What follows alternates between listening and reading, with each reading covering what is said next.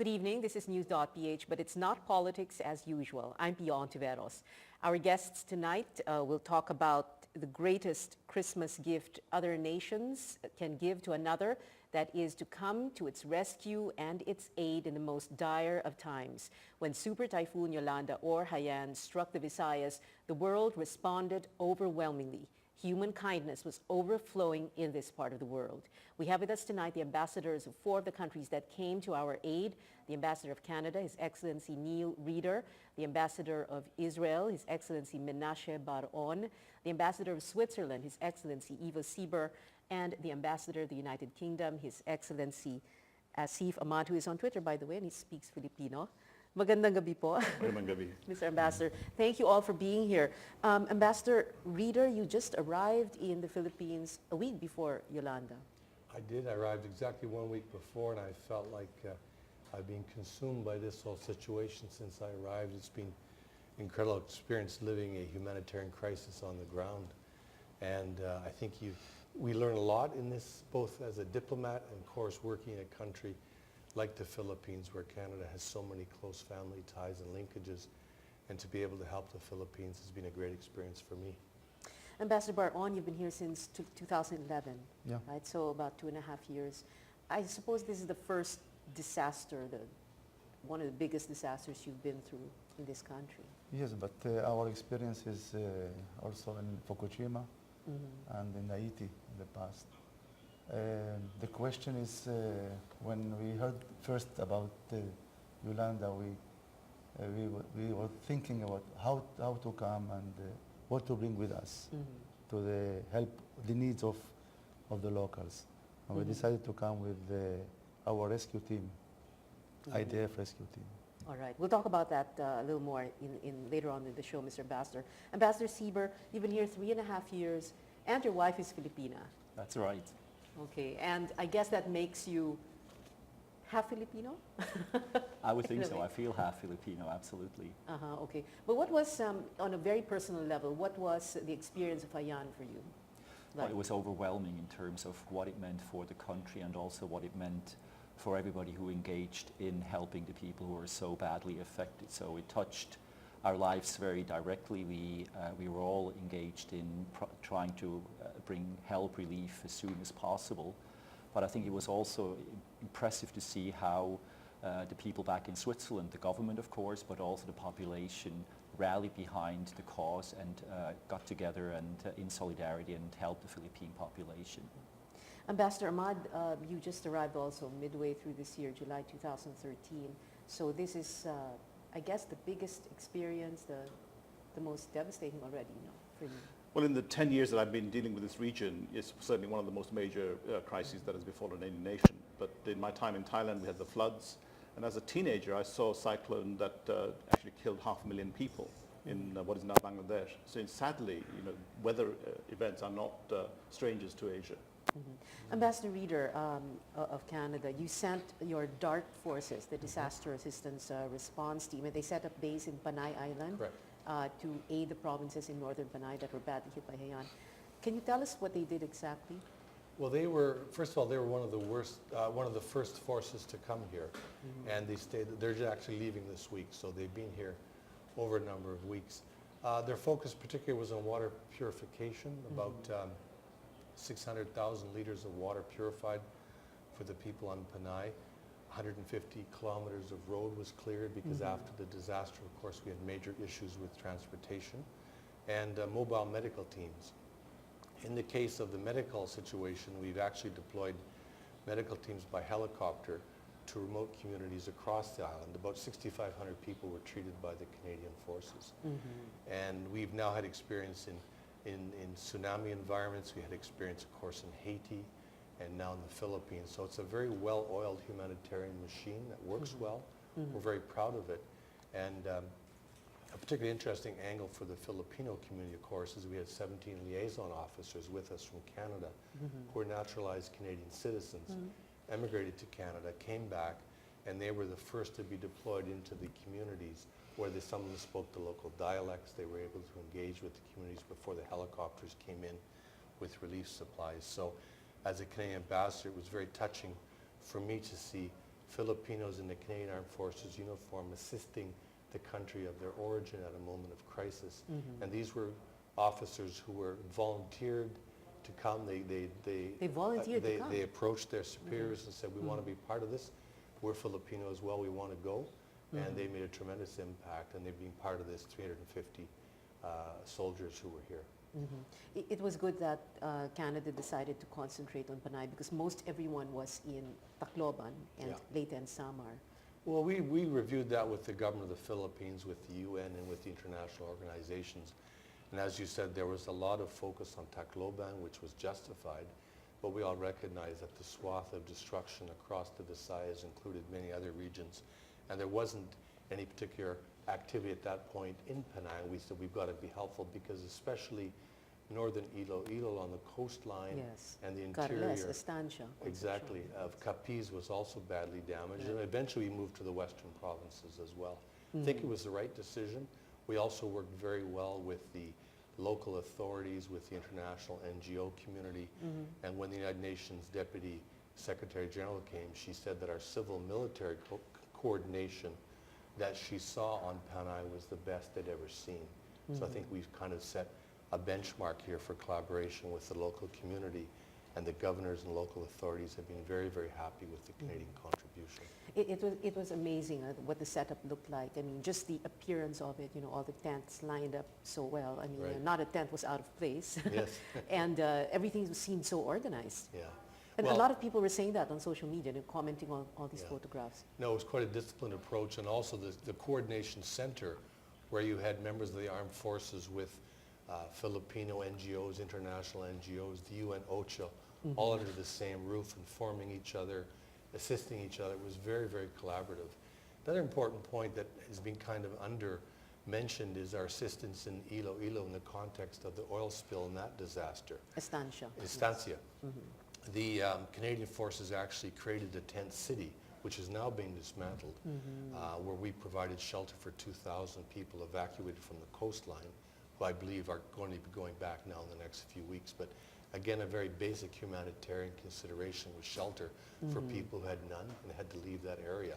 So we felt really good about that. A final comment, if I can, just on the generosity of Canadians. Because of that close affiliation and connection we feel for the Philippines, we have over 700,000 Canadians of Filipino origin, and there was an outpouring of support in Canada through a matching fund where the government of Canada will match every dollar raised for the Philippines. And we're now approaching $40 million in personal donations from Canadians. And the government of Canada will match that. Is matching that. And that matching fund actually closes today. This is the final day. Yes, but it's a tremendous Christmas present in the respect of the assistance that we can now go forward with in the new year. And that fund will be funneled where? It'll be devoted, we'll determine whether we devote that to bilateral programming, to UN organizations, international NGOs. In the first assistance we provided was 20 million, and that went to the UN agencies 12 million and 8 million Wait, to the 20 NGOs. million was above and beyond the match fund? Exactly. This was the first initial allocation of 20. So we're well positioned going forward, but I come back to the point that Canadians, as all our colleagues will attest, were deeply affected by what they saw. And there's been this tremendous outpouring of support and goods coming in from Canada, canned goods, clothing, etc. So we've really felt touched. And I think the Filipino-Canadian community, which is very active, very organized in terms of their community organizations, church-based, faith-based organizations, have been very focused on assisting and making sure that Canadians are aware of what's transpired. So it's been a very collaborative effort. We've been very glad to help. You talked about the DART forces clearing roads, for example. I chanced upon one military engineering team in the town of Pontevedra in Capiz. It's about an hour out of Rojas City. And they had just cleared a huge tree from one of the schools there, and that's what they do. That's what they do. They cleared roads, they fixed generators, they repaired bridges. They did the basic humanitarian emergency engineering work that has to be done in order for in this case, for goods to move by road, for important, the road transport network to come back, exactly. Okay, so you talked about the match funds, $40 million that closed today. And you said that you had given $20 million earlier. it's important, of course, that you will be able to trace or at least keep track Right. of where the funding goes. Well, we'll look now at the next phase. If we talk to the next phase, Canada will be there. It's clear that we want to assist going forward on reconstruction, and we'll be part of that effort. I think our sense is that we have to assess the plan, but at the same time, we've provided an initial tranche of assistance, and now we'll go forward and look at what we can do. But we're committed to help in the longer term. Okay. Ambassador Baron of Israel, one of the most beautiful photographs to come out of Haiyan was this little girl showing respect to an Israeli officer. In Filipino, we call it mano, to seek the blessing of an elder. Did you see this photograph also, and was this something that, touched the hearts of your countrymen back home? Yeah, I saw this photo, and I saw in Bogo City, I saw the people, the children, how they accepted this, the presence of foreigners as a whole, coming to help them in these difficult days. Not only the Israelis, I saw other NGOs, other countries doing the same as us. The hospital was deployed in Bogo City. As the ambassador said, all the focus was on Tacloban. Yes. But other areas in It's the good you regions decided to go also. outside of Tacloban. So we decided to be deployed in Bogo City, northern of Cebu, which we saw there also devastations. And the people needed help from foreigners. And we came there, and we decided to come not to bring food with us, but a rescue team which can assist the local, the population to restore their life back, as hospital, water management, repairing school, engineering, and we came with these teams to give this assistance. I can say that in the hospital, they born 36 Filipino born in this hospital. In the Some of mobile them- hospitals, yeah. 36. Okay. Some of them names Israel or Israela. Israel or Yeah. Israela? Really? Israela, it's Okay. the female of Israel. Yeah. And many of the soldiers, they have their nicknames in the Philippines. Well, there was one baby that was born in Bogo that was named after the Israeli defense attaché to Shai. Seoul. Shai. Shai also, yeah. the name of the other doctors in the Okay. teams. Well, where is Colonel Shai Brovender now? I hope I pronounced his name correctly. the Provender, yes. defense He's attaché. now in Seoul. He's He's based back. in Seoul, and he comes to the Philippines from time to time. The initiative to bring the IDF team discussed between us on Friday before Tacloban landfall, and we decided, our assessment was that we must come with the IDF rescue team because the results of the typhoon will be very, the damages will be very magnitude. But did you see that photograph of Yes, of Colonel course. Brovender with the baby? Yes, it's I suppose he cannot forget something like that. no, of Doesn't course, happen all the time. It's the first photos in our Facebook. Okay, including the one of that little girl. Who was that Israeli officer who? It's one of the doctors. One of the doctors yes. also. I see. It's all of them are reserves in the army, and once they have emergency, they leave behind them all their works in the hospitals and join the army. And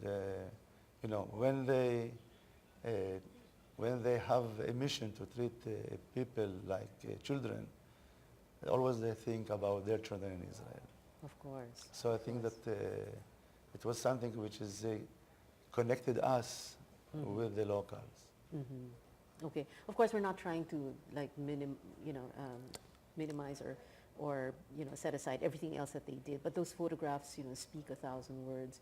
Can you tell us more about what else these mobile hospitals were able to do? Apart from No, apart from mobile having hospital, we have our engineers. the There's the repair, the constructions of schools, and put back on track the education system in Bogo City. and also the water, clean water.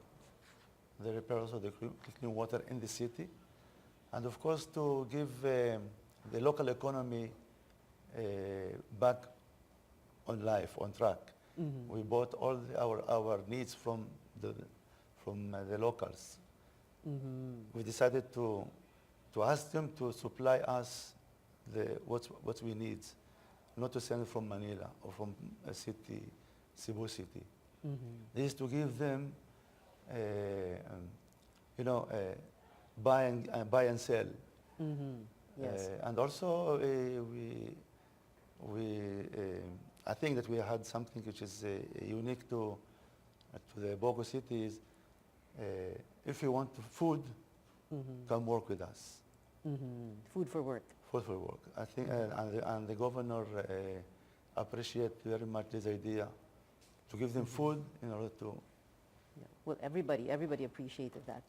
Ambassador Siever of Switzerland, the Swiss humanitarian assistance team was sent to Bantayan Island in Cebu, Ormoc in Leyte, and Biliran. Again, these are areas well outside Tacloban. Why the decision to go there?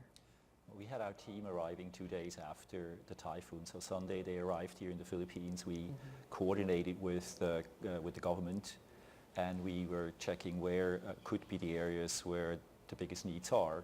And we were informed that quite a lot of focus was on Tacloban at the time because it was terribly hit. And so we looked at other areas where the typhoon went through, and of course Ormoc and Dan Bantayan and Bantayan Island were areas where the devastation was enormous. So we focused on those areas and have been there ever since the 10th of November. Of course, there are many news reports about the Bantayan and Bantayan Island, but I'm sure there are many more stories that never got into the media. Can you tell us what stories your people were bringing back from there? Well, it was really the devastation that was enormous that they experienced. And it was some personal destinies or situations that were really touching individuals of our team. But I think what they really, all of them in unison said that it's the resilience of the Filipinos in those areas. There was an amazing amount of support even when they came up 2 days after the typhoon in those areas. People were helping each other. There was an outpour of support from the local communities. And of course it matched in a very magical way, I think, to help the affected population with the international community, the help that was displayed by the international community. So I think it was that solidarity that really touched our people. And I think many other international and local aid people who were in the area and still are in the area. Can you detail for us exactly what kind of humanitarian aid, what kind of relief the government of Switzerland did for the Philippines? Yeah, we started with this initial team. It's about 40 people that have been in the area. They were in the water and sanitation field. They provided safe water and drinking water. They provided shelter for several tens of thousands of people with shelter kits. These were the experts from Swiss Humanitarian Aid? These were the experts from the Swiss Humanitarian Aid, exactly. They also provided medical assistance, and they helped in restoring and rebuilding buildings like schools, for example, to provide initial assistance. So that's what they've been doing so far.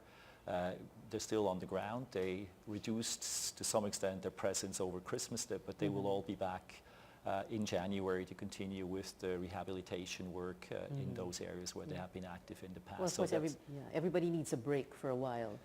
I think the families were happy to have them back for a few days over Christmas, so I think that's what they have been doing. Yes, and well, 1 month in a devastation area, that's a really big thing. I think it's a very, very challenging experience for everybody involved, yes. You shipped more than, is that correct, 21 tons of emergency assistance aid? That came in from Switzerland, but then there was substantial additional amount of aid supplies provided or purchased on the ground. So a lot of it has been purchased in the Philippines and then distributed to the needy and in the affected areas. And of course back in Switzerland there's been assistance from the government to UN organizations as well, and there's been a huge outpouring of assistance. So far, the private people in Switzerland alone have mobilized 42 million US dollars, which is $5 for every person living in Switzerland. And this fundraising event is still going on, so the figures continue going up. And this is just the private people, so businesses have been mobilizing funds, enterprises have been mobilizing funds in addition to that. So the support has been really overwhelming, and I think it's great to see that. And much of the funds are channeled to UN, like you said, UN organizations and the ICRC. Some of the funds Some are of the channeled, yeah. I think there's been, of course, the direct aid. There's been some funds channeled from government's fund channeled through international organizations, UN, ICRC, as you mentioned. Then there will be substantial amounts of funds, especially for those collected from the private individuals, going through NGOs and Filipino partners here in the country. Ambassador Ahmad of the United Kingdom, the UK sent at least 2 ships, right? The HMS, the Her Majesty ship Daring, and the Illustrious. Can you tell us about those vessels and what kind of work, of disaster response work they've done in the past? Yeah, this was a part of a big package of assistance that really came our way, and through that we were able to bring helicopters, 500 tons of food and material. Overall, if I look back over the month, we had something like 1,300 British military and aid personnel on the ground working away for the relief. And that reflected really the will of our people. The British taxpayers contributed, and together with their donations, have now contributed something like 10 billion pesos. Wow. Okay. And today, on Christmas Day, I can announce a further billion pesos from the UK government. And this will come to assist the longer term rebuilding and reconstruction. Livelihoods, fisheries, farming, coconut plantations. And we're also focusing on women and children who are sometimes vulnerable victims of such events. So in some ways, the military presence here was effective. It gave a vital channel of assistance to people, particularly in remote areas. But through the UN and our work with them, we were able to reach all the victims because of the substantial contribution that we have made and we continue to make. You mentioned women and children who are very vulnerable in times of disaster. Why is this so important for us to remember? Well, it's important to remember because we've seen this before. So we've learned lessons from other places where there have been such disasters, where sometimes the main breadwinner has been removed or family structures have been destroyed. Sometimes people take advantage of people who have been displaced, or when they're living in temporary accommodation. It's difficult. And they're all together under one roof. Yes, even simple things like childcare. In the Philippines, people love children, and normally you can leave your children with neighbors and friends, and the social network is there. But those very things have been destroyed, and until those are rebuilt, it is down to people to keep a watchful eye on what can actually happen to vulnerable people. You have no more forces on the ground right now, or? We have no more military forces on the ground, but the aid workers are still here. And through the contribution that I've just announced, which means that 11 billion pesos worth of British funds will underpin the recovery of this situation for well into 2014 and beyond. Which British aid groups are still here? Well, UK aid is delivered through the government agency DFID, but underneath that we have many partners. The UN, of course, is one. Save the Children is another example. Habitat Plan. I mean, there are many, many institutions that we've been working with, not just here, but in Haiti and other parts of the world. In Aceh, for example. So we are bringing, if you like, the benefit of our experience and our history of working with partners. We'll have to take a short break for this Christmas episode of News.PH. We'll be right back. Stay with us.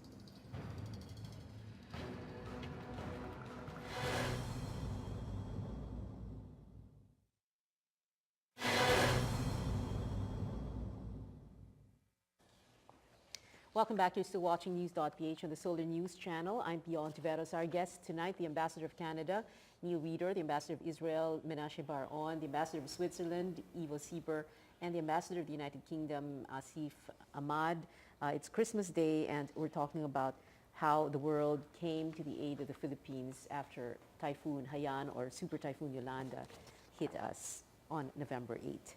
Ambassador Reeder, the Canada-based international aid organization, Samaritan's Purse, they sent medical teams to Leyte.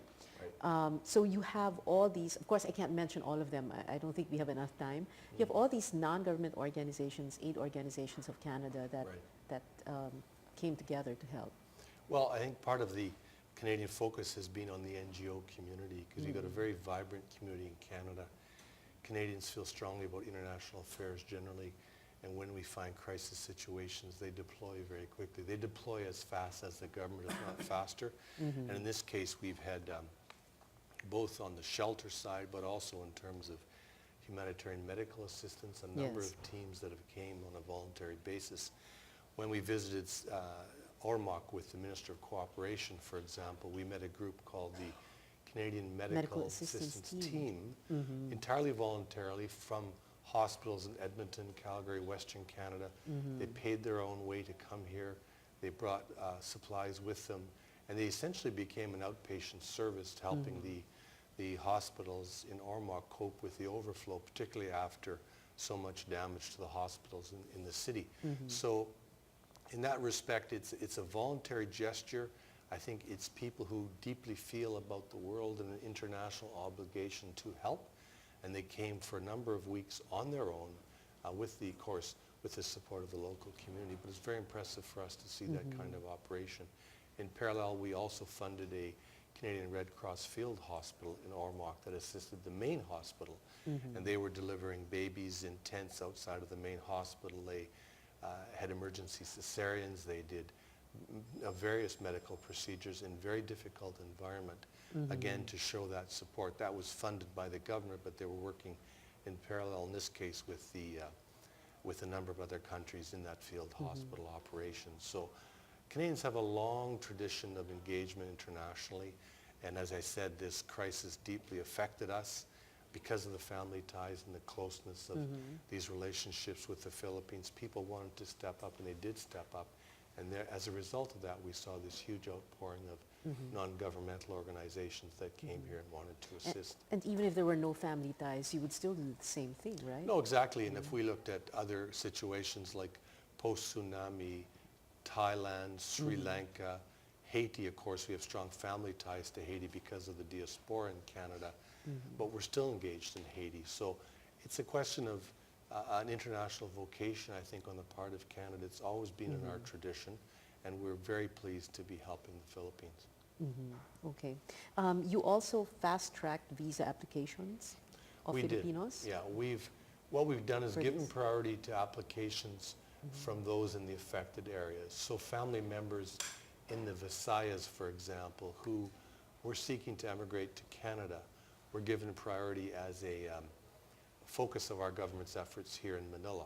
Our intention is to try to help those who may need to leave for Canada earlier than planned because of their situation. So we've now given priority in the embassy to those cases, and there's several hundred of those cases that are moving forward as part of our larger immigration program. We're now issuing in about 35,000 landed immigrant visas per year for Filipinos to go to Canada. We're a very welcoming society. We're a diverse society. The Filipinos contribute to that. And in the context of the disaster, we felt it appropriate to try to reach out to people who were adversely affected from the regions, in the Visayas in particular, and try to facilitate quicker transfer to Canada. But before I forget, Mr. Bat, the medical aid, of course, medical help, that was so important because people can survive the natural hazard, the calamity, but not survive what happens afterwards. No.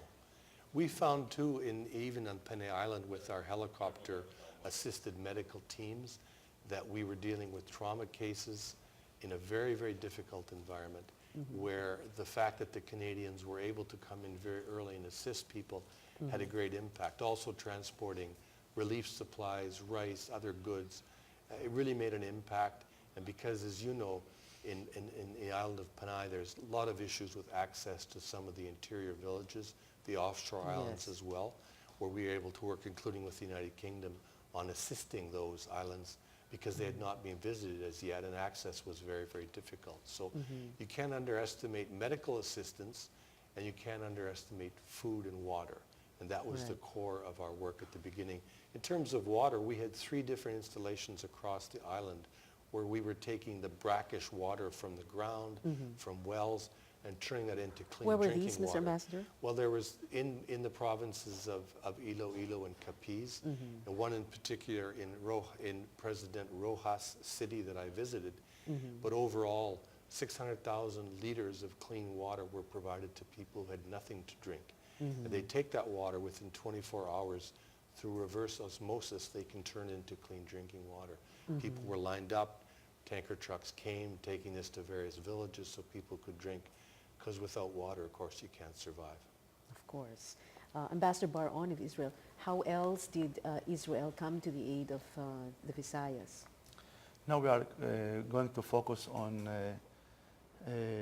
to share with the Philippines our knowledge in different aspects of our life, especially in children and readiness for the next disaster. We had some meetings with the authorities in the national authorities and the local government in Cebu, how to assist them in restoring life, some programs with public health, and we are planning to have Operation Eye in Cebu, cataract, I call it. We found that many of the Cebuanos suffered from cataract in early age, which is something which is not usual.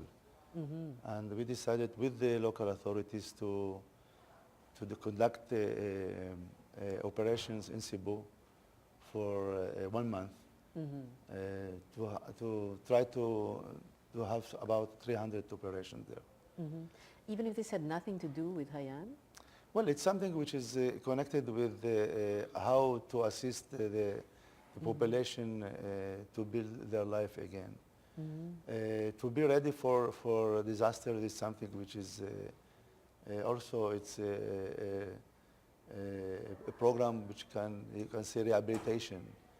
Rehabilitation, the education system, and all the infrastructures which is it's based on our daily life. This kind of programs which we can say that we can include it in the rehabilitation programs of the countries. Okay. Ambassador Sieber of Switzerland, Switzerland believes humanitarian aid should be neutral and non-politicized, or that this help is not subject to pressure from political agenda or conflict. Does it help that Switzerland has long been home to humanitarian organizations and is known for its neutrality? Well, it certainly helps to have that long tradition. I mean, I think the International Committee of the Red Cross, the Red Cross movement was founded more than 150 years ago. And we have been providing our assistance to the international community on that basis, including, of course, here in the Philippines with the most recent disaster. So we're definitely basing our assistance on that long experience and plan to do that here in the Philippines continuously as well. Can you tell us more about what Switzerland is doing in terms of campaigning for the rights of people that have been displaced by climate change and climate refugees? Well, we have been in a Because dialogue. we have many right now. Yes, exactly. You know, I think on the international level, we have been supporting these activities in the long run. We have a special rapporteur for internationally and internally displaced people who has been here very recently, and we're currently actually working with the Philippine government and the Norwegian government on the so-called Nansen initiative, which is trying to fill gaps in the international system when people are displaced due to natural disaster and climate change. And of course, that's an area and aspect which is very relevant in this Yolanda context. People have not been displaced beyond international borders, at least not directly. But it's an area and the development with the new normal that climate change brings to the world that is very relevant, I think. So we're working with the Philippines, particularly. There's going to be a regional conference on this initiative sometimes mid next year, and it will have added relevance, I think, as well. We also have another project with regard to disaster risk, disaster response. There's a dialogue which is managed by the UN, the International Federation of the Red Cross, Switzerland and the Philippines. And there will be an international conference here also next year. This has been planned in the long run with Secretary Almendras as the lead person here on the Philippine side. And of course, again, that conference and that process has received a totally added a new dimension with Typhoon Haiyan and its implications. Ambassador Ahmad, the United Kingdom, transparency and accountability, you say, should be the watchwords in rehabilitation. Why is this very important? Well, it's very important because people, ordinary citizens, need to know how their taxes are being spent, and people who are vulnerable need to know that what they actually have identified as their key needs, those are being met too. We heard the President of the Philippines the other day announce the reconstruction plan of $8 billion. That's a lot of public finance and loans and grants in the mix.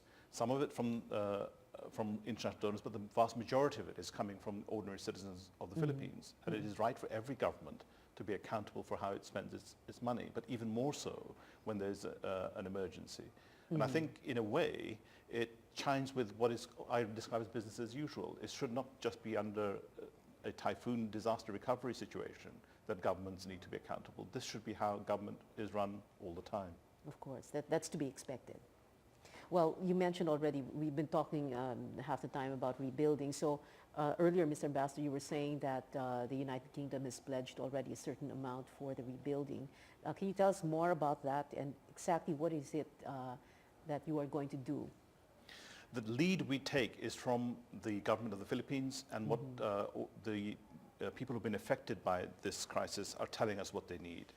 Some of them are very urgent. They're talking about food, sanitation and shelter, and that is what we've been focusing on as a priority. The reason why we brought in the military assets was that we realized from the very first day that helicopters were absolutely essential. So we were able to bring 8 helicopters in total to supply. So that was a logistical spine that we felt that the country needed. Like Canada and others, we provided medical teams and we did other things as well, but these were for the immediate requirements. Yes. And even there's a story that many people that we accessed were actually seeing the doctors for the first time in their lives.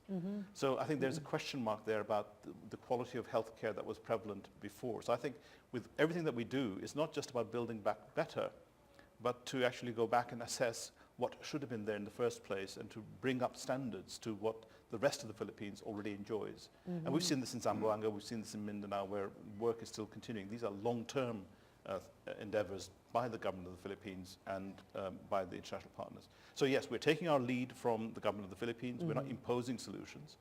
We're also at the same time listening to the people. Yeah, listening and making suggestions. I mean, absolutely, and we should hear from you also. Quite often, and in the way that which we started operating in the relief operation is a mixture of that. I sat down with the commander of Central Command in Cebu and said, where do you want us? And they explained that Leyte and Samar were well covered by our Japanese and American friends, which is why Canada and the United Kingdom focused on Panay. And as our first destroyer came, we actually took photographs of all the islands that may or may not have been affected, gave those not only to the Philippine government, but to all our international partners to say, here, look at the areas of most need, and then focus our aid and delivery on those very points. Okay. But then one of the comments I made earlier, which a number of people have picked up on, is when you have destruction of livelihoods, and it's not just what you see in Tacloban, the destruction is widespread, and in some of the places you actually don't see any destruction whatsoever. That's because everything has been destroyed, from the small plants right through to the small huts. Now, a coconut tree, for it to become productive, takes between 5 to 10 years. Right. What are these people going to do in the meantime? You can restore houses pretty quickly, but livelihoods take a lot longer, which is why we are really now beginning to focus on beyond the immediate requirements, which are still severe, to the medium term. And this is another conundrum, which is that in the past, countries like the Philippines, who have migrated into what we say are middle-income countries, almost are outside our radar when we look at vulnerable communities and we look at the extreme poor. But what is becoming increasingly apparent to us and many of our friends in the international community is that within prosperity you have rings of poverty. And I think increasingly governments both of the Philippines and donor countries like the UK will have to look at how we address poverty in rural areas and in urban areas too. Because that's where, if you like, the old indicators of poor health, of stunted growth, of malnutrition are still prevalent. We talked about women before in terms of their vulnerability. Women here are still suffering from infant mortality and mortality at childbirth. These are things that should not happen in the Philippines or indeed anywhere else in the world. So I think we should see a situation where the country's prosperity, the government's spending plans, its capacity to borrow, its ability to access international expertise and support should funnel down and actually trickle down the wealth, the employment and the socioeconomic benefits to all of its citizens. So that, in effect, is your answer to the next question about will you still be here long after the rest of the world has forgotten about Yolanda and Hayan? Definitely you will be here. Well, up until now, we've not had an aid officer in this country because we also basically followed the lead of many other countries who basically assumed that the Philippines could look after itself. Now, in a disaster, most countries, even in the UK, would struggle, and we would warmly welcome international assistance if that were to befall us too.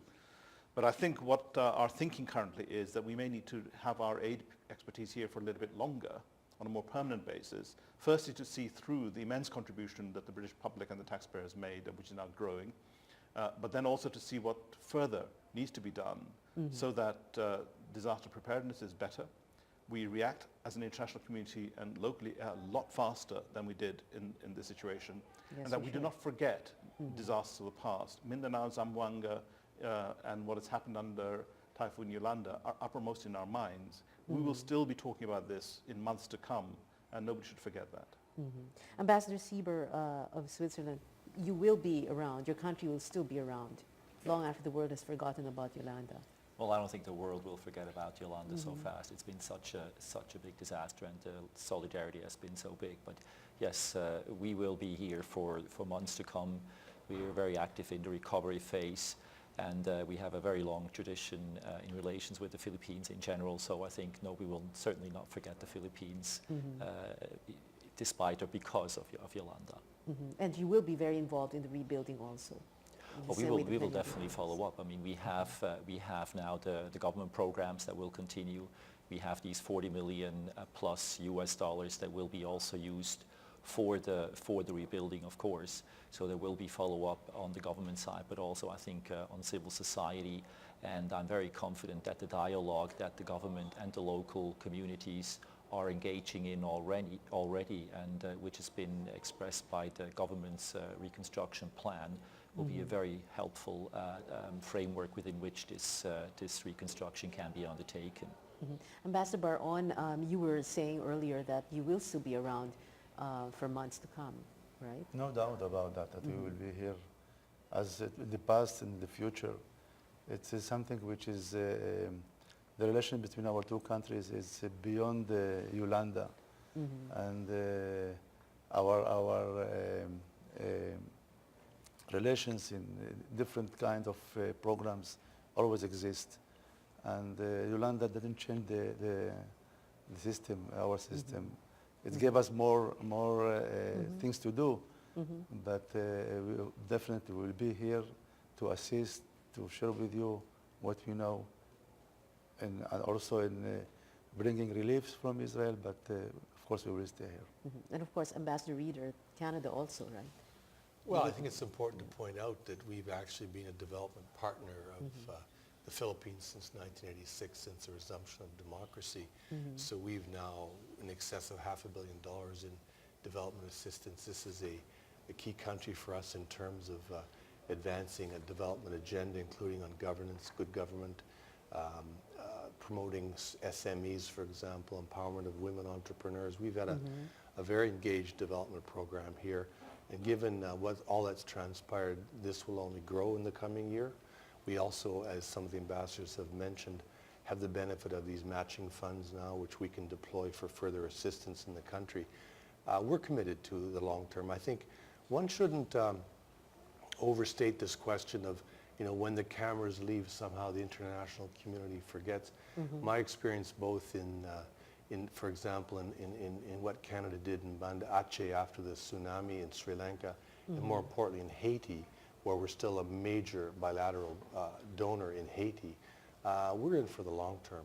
And I don't think just because of the next crisis people will abandon the Philippines. The needs are there, the work will continue, and we're committed to engage into the longer term. The other issue, of course, is that there is a deep groundswell of support for working in the Philippines, and no one wants to abandon the Philippines at this time. So definitely we're here for the long term. We expect to expand our programming in the new year, and that's part of a long tradition of development cooperation with your country.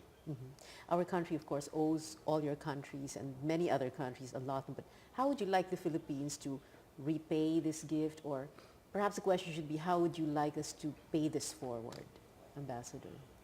Well, I don't think you have to repay anything. I mean, you're a country that by virtue of geography and circumstance is very prone to natural disasters.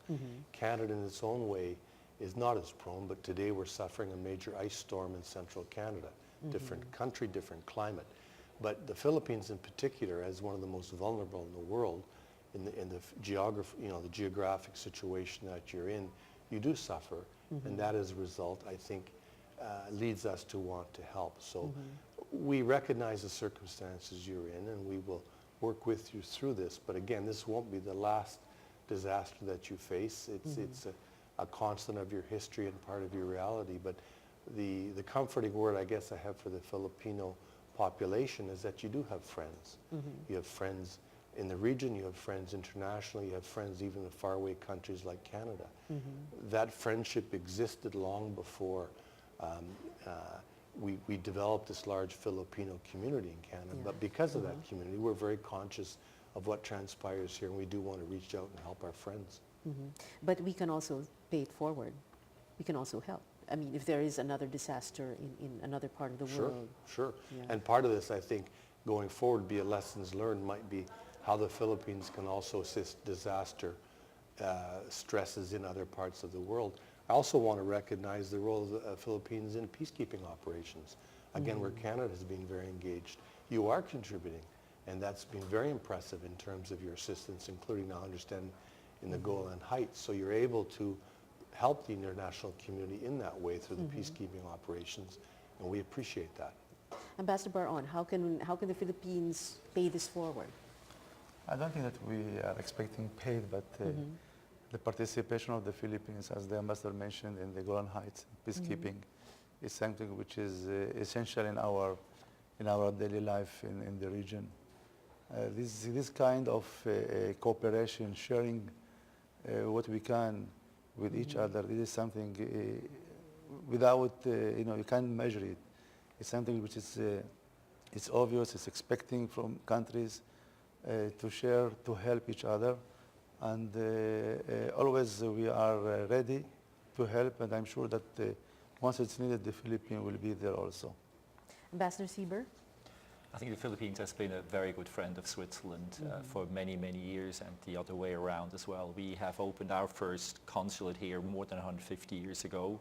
So 150? Yes, exactly. We opened our first consulate in 1862, and we've had relations ever since, and I think those relations have grown very, very substantially. We also have a substantial Philippine community in Switzerland, and they're contributing to the relationships as well, and the same here. So I think there is no question of paying forward. I think the friendship that we have and the solidarity that the Philippines displays in many, many ways to the international community, I think just makes it normal that we help out as friends when need is in place, and this is what we're doing, and we're happy about that. Ambassador Ahmad? Well, I think as every Briton today raises funds for the Philippines, the last thing on their minds is the return. The only reward I think they want is a smile back on the face of every single family that has been affected by this disaster. But the Filipinos have been caring for us for many, many years in our health services and in looking after elderly. The 10 million overseas Filipino workers who are contributing excess of $26 billion to this country are actually helping the international system, keeping our merchant sea staffed. Our energy business is staffed by engineers, pharmaceutical industry, labs. So there's a lot going on, and human interaction is what this is about, not about individual return. And one of the things that I was asked is, why are you learning Filipino before I came over here? And I said, in my old age, I'll be the only one speaking in Tagalog to my carers, and I'll have the best treatment. Okay. Ambassador Reader, a while ago, one of you had said that you're bringing down the number of your nationals here in the country, because of course everybody has to take a Christmas break. But what is it going to be like for those who are going to be left here for the Christmas break? In terms of the relief staff and Well, such? no, in terms of what Christmas is going to be like for them.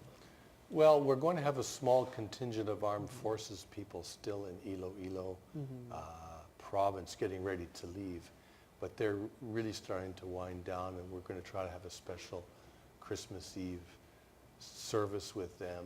Very small numbers though at this point. Many have gone back. Ironically, they've been held up by bad weather in Canada because of delays in getting some of the aircraft here because of heavy storms in central Canada at the moment. But we are thinking of them. We also have a medical staff that'll stay on in Ormoc. So we're going to try to make sure that they have a very warm and comfortable, as best as is possible, And Filipino Christmas. Eve. Exactly, and enjoy the part of Filipino everything. hospitality. And I think that they're inspired by the strength of the resilience of the Filipino character. We see that throughout this crisis, and we've seen that in Canada in terms of their contribution to our economy. They really are special people, and they've came out of this crisis. They will build back, we hope, in a stronger, better way, and move forward with an even more improved economy and society in the future. So some of your nationals won't be home for Christmas. Small numbers won't Small be home for numbers. Christmas, Okay. but it was never an issue for them. They just simply wanted to know when they're going back. Now they have clarity. But if you asked our armed forces, 100% of them would say, we will stay as long as we have to because we're appreciated, we're doing good work, and we like working with the Filipino authorities and government. There's been no reticence about this mission, and on the contrary, they've been overwhelmed by the very positive response to what they do on the part of the people living in Panay Island. And that makes a wonderful Christmas. It did. Ambassador Baron, I know it's a little bit strange for me to ask you about Christmas and your Well, nationals. it's not but, strange, well, you're here, and the Philippines has the longest Christmas season in the world. So 3 weeks ago, we had our Hanukkah. It's lighting the candles. It's candles of hope, which gave us hope 2,000 years ago and continue to give us hope. So I think that if we match it together with the Christmas, I can see only hope in the future for the Philippines and for the others. and we see hope too. Ambassador Sieber, Switzerland? Well, actually, I called our small team that remains here over Christmas over the weekend, and they asked him, do you need anything? Do you want any support? But they very well take care of by the friends that they have made, and they're actually looking forward to spending time here over Christmas to have some good lechon and some good Filipino food and great company. And they said not to worry about them at all, and I'm sure they will have this as a fantastic Filipino Christmas experience, as many of the many experiences that they will be able to take back home with them when they return there. And Ambassador Ahmad? Well, I think in some ways Christmas has as much, if not more, to offer to people here from the UK than maybe at this time at home. I mean, the weather's good.